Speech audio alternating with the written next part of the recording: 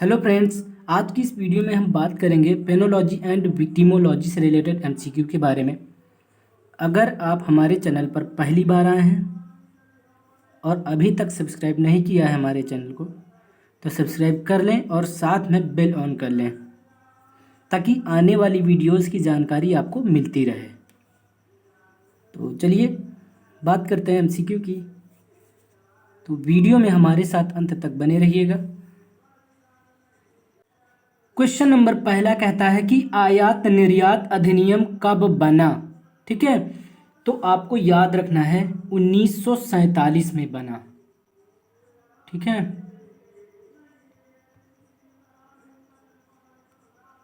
Question number दूसरा कहता है कि पेशेवर अपराधी कौन होते हैं। ठीक है, तो आपको याद रखना है ऐसे अपराधी जो व्यवस्थित और कुशलता पूर्वक अपने अपराध को करते हैं। ठीक है, वे पेशेवर अपराधी कहलाते हैं। ठीक है, तो यहाँ पर ए ऑप्शन आपका सही होगा। क्वेश्चन नंबर तीसरा क्या कहता है कि पेशेवर अपराधी के संबंध में क्या सत्य है। तो यहाँ पर ध्यान दीजिएगा, क्वेश्चन नंबर तीसरे में डी ऑप्शन बिल्कुल सही है, ये सभी। ठीक है, तो ए बी सी में जो कहा गया है ध्यान से सुन लीजिए और याद भी कर लीजिएगा। पेशेवर अपराधी के संबंध में ये तीनों पॉइंट सत्य हैं, इसलिए डी ऑप्शन सही हुआ। ठीक है, तो ये अपने आपराधिक कार्य में कुशल होते हैं, पेशेवर अपराधी। ठीक, और ये अपराधी जानबूझकर आपराधिक गतिविधि में संलिप्त होते हैं। ठीक, और ये अपराधी गिरोह बनाकर अपराध करते हैं। समझ गए। तो पेशेवर अपराधी में क्या क्या पॉइंट्स देखने को मिला आपको कि ये आपराधिक कार्य में कुशल होते हैं, पहला पॉइंट। फिर ये अपराधी जानबूझकर जो है आपराधिक गतिविधि में संलिप्त होते हैं। समझ गए। और फिर क्या कि ये गिरोह बनाकर अपराध करते हैं, पेशेवर अपराधी। समझ गए। और आगे बात करते हैं क्वेश्चन नंबर 4 की। क्वेश्चन नंबर 4 कहता है कि पेशेवर अपराधी के संबंध में, ठीक है, क्या सही नहीं है। ठीक है, तो आपको ध्यान देने की आवश्यकता है और ध्यान से सुनने की भी आवश्यकता है। ठीक है, लापरवाही नहीं करनी है और जल्दबाजी में नहीं रहना है। ठीक है, तो याद रखिएगा पेशेवर अपराधी के संबंध में इसमें जो है ए ऑप्शन आपका जो है वो बिल्कुल सही होगा। इनको लंबी अवधि तक कारावास देने से फायदा होता है। समझ गए, पेशेवर अपराधी को।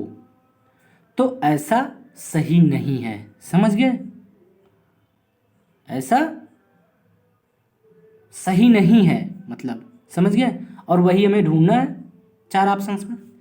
तो क्वेश्चन में पूछा गया है कि पेशेवर अपराधी के संबंध में क्या सही नहीं है। समझ गए, तो सही नहीं है उसको बताना है आपको। समझ गए, ये नहीं कि सही वाले में टिक लगा के चले जाओ। तो इस तरह पॉइंट्स पे ध्यान देने की आवश्यकता है आप लोगों को। समझ गए ना। क्वेश्चन नंबर 5 की बात करेंगे।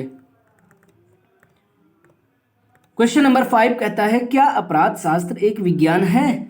तो ये भी ध्यान देने की आवश्यकता है आपको। तो ध्यान दीजिएगा, विज्ञान नहीं कहा जा सकता है। समझ गए, विज्ञान इसे नहीं कहा जा सकता है क्योंकि अपराध शास्त्र अपराधी और अपराध से संबंध रखता है। समझ गए, तो यहां पर डी ऑप्शन सही होगा। ठीक है, क्वेश्चन नंबर 6 की बात करेंगे। चलिए देखते हैं क्वेश्चन नंबर 6 क्या कहता है। क्वेश्चन नंबर 6 कहता है, ठीक है, कि अपराध शास्त्र के संबंध में क्या सत्य है। ठीक है, तो यहां पर भी ध्यान देने की आवश्यकता है। ठीक है भाई, यहां पर आपका डी ऑप्शन सही होगा। ठीक, क्वेश्चन नंबर 7 कहता है कि शारीरिक बनावट तथा आपराधिकता विषयक सिद्धांत किसने प्रतिपादित किया। ठीक है, तो आपको याद रखना है गेले ने। किसने प्रतिपादित किया, गेले ने प्रतिपादित किया। ठीक है, क्वेश्चन नंबर 8 क्या कहता है कि आपराधिक परिषद के विषय में क्या सही है। ठीक है, तो आपको याद रखना है उपरोक्त सभी, समझ गए? जो भी यहाँ पर दिए गए हैं ए बी सी ऑप्शंस में ये सभी सही हैं। तो आपराधिक परिषद के विषय में ये जो कहा गया इसको ध्यान से सुन लीजिए आप लोग। ए में कहा ये आपराधिक व्यवसाय संघ के नाम से भी जाना जाता है। आपराधिक परिषद को आपराधिक व्यवसाय संघ के नाम से भी जाना जाता है, याद कर लीजिए, इंपॉर्टेंट पॉइंट है। बी में कह रहा है कि सिंडिकेट का अर्थ ऐसे संगठनों से है जो ग्राहकों को कोई उपलब्ध वस्तु या सेवा उपलब्ध कराते हैं। और सी में कहा है जो कार्य वैध रूप से नहीं हो सकता उसे अवैध रूप से कराते हैं। समझ गए? ये आपराधिक परिषद के विषय में सही पॉइंट्स हैं, समझ गए? तो इनको याद रखिएगा, ठीक है? क्योंकि क्वेश्चन सेम हो सकता है बट ऑप्शंस बदले जा सकते हैं, ठीक है? तो एक ऑप्शन इसमें से सही वाला रख दिया जाएगा और अन्य ऑप्शन बदल दिए जाएंगे। तो आपको सही वाला याद रखना है ना, तभी तो आप टिक लगा पाओगे। इसलिए ध्यान से पढ़िए और ध्यान से सुनिए और तैयार करते चलिए, ठीक है? क्वेश्चन नंबर 9 क्या कहता है? क्वेश्चन नंबर 9 कहता है अपराध एक ऐसा कार्य है जो दंड विधि के अंतर्गत दंडनीय है, ठीक है, तथा विधि के द्वारा निषिद्ध है। तो यह किसका कथन है भाई? तो याद रखिएगा ये कथन जो है टेफ्ट का है। किसका कथन है? टेफ्ट का। क्वेश्चन नंबर 10 क्या कहता है? क्वेश्चन नंबर 10 की बात करेंगे। क्वेश्चन नंबर 10 कहता है कि अपराध एक ऐसा अवैध कार्य है, ठीक है, जो लोकहित के विपरीत है तथा जिसके करने वाले को विधि के अंतर्गत दंड दिया जाता है। यह किसका कथन है भाई? तो आपको याद रखना है हेल्सबरी का कथन है ये। किसका कथन है? हेल्सबरी का कथन है ये। अब क्वेश्चन नंबर 11 की बात करेंगे भाई आगे। क्वेश्चन नंबर 11 कहता है कि बहुकारणीय सिद्धांत के विषय में क्या सत्य है? तो आपको याद रखना है उपरोक्त सभी, ठीक है? डी ऑप्शन आपका यहां पर सही होगा। मतलब इस सिद्धांत के अनुसार अनेक कारकों के मिश्रित प्रभाव के कारण ही मनुष्य के अंदर आपराधिकता की प्रवृत्ति उत्पन्न होती है, ठीक है? ये बहुकारणीय सिद्धांत के विषय में सत्य पॉइंट्स हैं, समझ गए? और बी में कहा है विभिन्न परिस्थितियों के अपराधजन्य कारणों के संयोग से अपराध का निर्माण होता है। और सी में कहा है इस सिद्धांत के समर्थक हेले थे। बहुकारणीय सिद्धांत के समर्थक हेले थे, याद कर लीजिए, इंपॉर्टेंट पॉइंट है। क्वेश्चन नंबर 12 की बात करेंगे। क्वेश्चन नंबर 12 कहता है क्रिमिनाइट्स के संबंध में क्या सही है, ठीक है? तो आपको याद रखना है, ठीक है, उपरोक्त सभी। डी ऑप्शन यहां पर बिल्कुल सही होगा। अब ए पॉइंट में क्या कहा है कि भाई क्या सही है ना, क्रिमिनाइट्स के संबंध में क्या सही है, क्वेश्चन ये है ना। तो ए बी सी सारे पॉइंट सही हैं क्रिमिनाइट्स के संबंध में। अब इनको देख लेते हैं कि क्या कहा है। तो याद कर लीजिएगा आप लोग, ऐसे अपराधियों की शारीरिक रचना जो क्रिमिनाइट्स के संबंध में है, ठीक है, ऐसे अपराधियों की शारीरिक रचना विकृत रूप में होती है, ठीक। दूसरा कह रहा है शारीरिक रचना के कारण ऐसे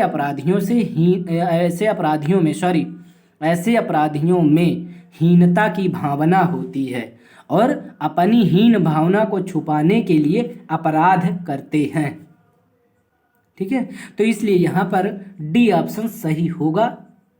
क्वेश्चन नंबर 13 की बात करेंगे। क्वेश्चन नंबर 13 मतलब क्वेश्चन नंबर 13 कहता है कि प्री क्लासिकल विचारधारा के प्रवर्तक कौन थे? तो आपको याद रखना है सीजर बेकारिया, ठीक है। क्वेश्चन नंबर 14 क्या कहता है कि अपराध शास्त्र की शुरुआत कहाँ से हुई? तो आपको याद रखना है प्री क्लासिकल विचारधारा से हुई, याद कर लीजिए, इंपॉर्टेंट क्वेश्चन है। क्वेश्चन नंबर 15 क्या कहता है? इड, ईगो, सुपर ईगो, मानव मस्तिष्क की 3 भावनाएं होती हैं। समझ गए? तो यह कथन किसने कहा भाई? याद कर लीजिएगा, फ्रीयूड ने कहा है ये कथन, फ्रीयूड ने। क्वेश्चन नंबर 16 की बात करेंगे, सुगठित अपराध किसे कहते हैं भैया? इंपॉर्टेंट क्वेश्चन है ना यहाँ पर, तो आपको याद रखना है। यहाँ पर ए और बी दोनों कथन सत्य हैं। मतलब ए में कहा है कि सुगठित अपराध ऐसा कृत्य होता है जो 2 या अधिक व्यक्तियों से मिलकर होता है, ठीक। और फिर दूसरे में कहा है कि यह ऐसा अवैध कृत्य है जो अवैध संगठन के सदस्यों द्वारा किया जाता है, ठीक है। तो ए तथा बी दोनों, सी ऑप्शन बिल्कुल सही है। क्वेश्चन नंबर 17 की बात करेंगे। क्वेश्चन नंबर 17 कहता है कि नव अपराधी कौन होते हैं ना? तो आपको याद रखना है, जो पहली बार अपराध करते हैं, ठीक है। जो पहली बार अपराध करते हैं वो नव अपराधी होते हैं, समझ गए, या कहलाते हैं, ऐसे भी कह सकते हो। क्वेश्चन नंबर 18 कहता है, 18 कहता है कि नव अपराधी के संबंध में क्या सत्य नहीं है? आपको सत्य नहीं है ये ढूंढना है, ठीक है। तो आपको याद रखना है, उसमें घबराहट की स्थिति नहीं होती है, याद कर लीजिए, इंपॉर्टेंट क्वेश्चन है यहाँ पर, ठीक है। नव अपराधी के संबंध में क्या सत्य नहीं है, ठीक है, तो उसमें घबराहट की स्थिति नहीं होती है, ठीक है, याद कर लीजिए। तो ये जो है सत्य नहीं है, समझ गए। नव अपराधी जो होता है वो पहली बार अपराध करता है तो उसके अंदर घबराहट की स्थिति बनी रहती है, समझ गए हो आप। तो इसलिए यहां पर सत्य नहीं है ये पूछा गया है, तो उसमें घबराहट की स्थिति नहीं होती है, यह सत्य नहीं है, समझ गए। तो यहां पर डी ऑप्शन सही होगा।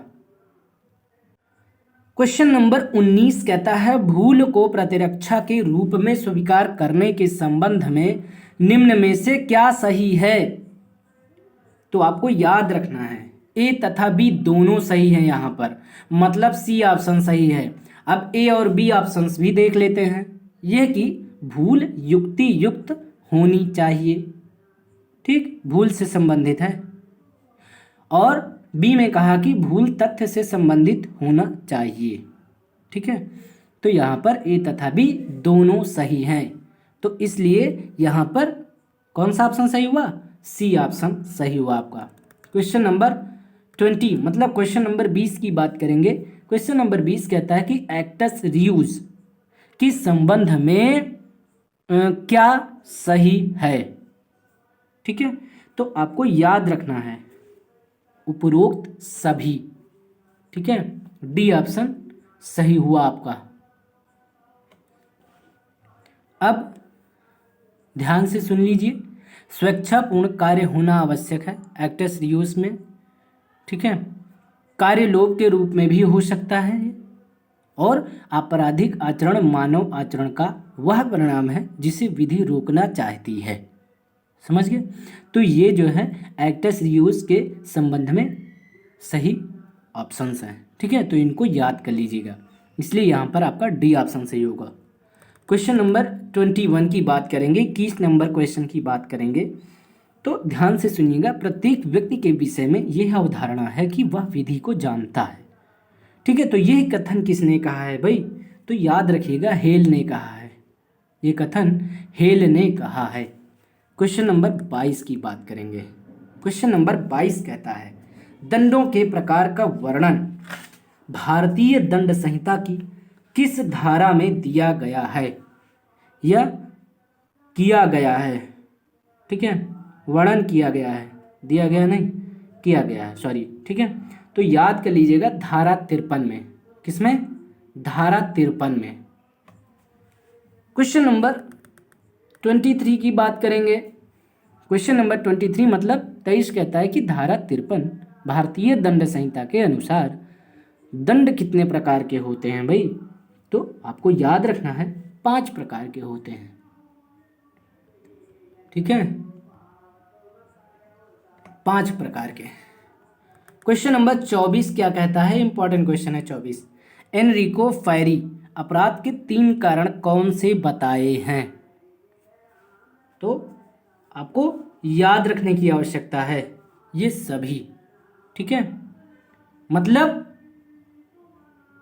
भौतिक, ठीक है, मानवीय और सामाजिक, ठीक है। एनरिको फेरी अपराध के 3 कारण बताए हैं और यही कारण है 3, भौतिक, मानवीय और सामाजिक, इसलिए ये सभी डी ऑप्शन सही हुआ। क्वेश्चन नंबर 25 की बात करेंगे। क्वेश्चन नंबर 25 कहता है कि आपराधिक सिंडिकेट को क्या कहते हैं? तो आपको याद रखना है व्यवसाय संघ कहते हैं। कौन सा ऑप्शन सही हुआ? ए ऑप्शन, व्यवसाय संघ कहते हैं। आई होप कि आपको वीडियो पसंद आई होगी। वीडियो पसंद आई हो तो आप लोग लाइक करिए और वीडियो को प्लीज़, जैसे आप अपने एग्ज़ाम की तैयारी कर रहे हैं वैसे और भी स्टूडेंट्स या आपके फ्रेंड्स लोग भी एग्ज़ाम की तैयारी ही कर रहे हैं, तो आप वीडियो को ज़्यादा से ज़्यादा शेयर करें, ठीक है। और चैनल पर नए हैं, ठीक है, तो आप सब्सक्राइब कर लें चैनल को और प्लस बेल ऑन कर लें ताकि आने वाली वीडियोस की जानकारी आपको मिलती रहे, ठीक है। तो इतना आप तैयार करिए अच्छे से और जो मैं पोस्ट करता हूँ क्वेश्चंस उसमें उत्तर दें आप कमेंट में, ठीक है, कमेंट बॉक्स में, ताकि हमें लगे कि हाँ कुछ स्टूडेंट्स हैं जो हमसे जुड़े हैं और वो तैयारी अच्छे से कर रहे हैं, रियल में, इमेजिनरी नहीं, ठीक है। तो आप लोग कमेंट बॉक्स में उत्तर दें, ठीक है। आई होप कि नेक्स्ट जब पोस्ट डालूंगा तो आप लोग ज़रूर कमेंट बॉक्स में उत्तर देंगे। चलिए अब हम आपसे नेक्स्ट वीडियो में मिलेंगे। बहुत बहुत धन्यवाद।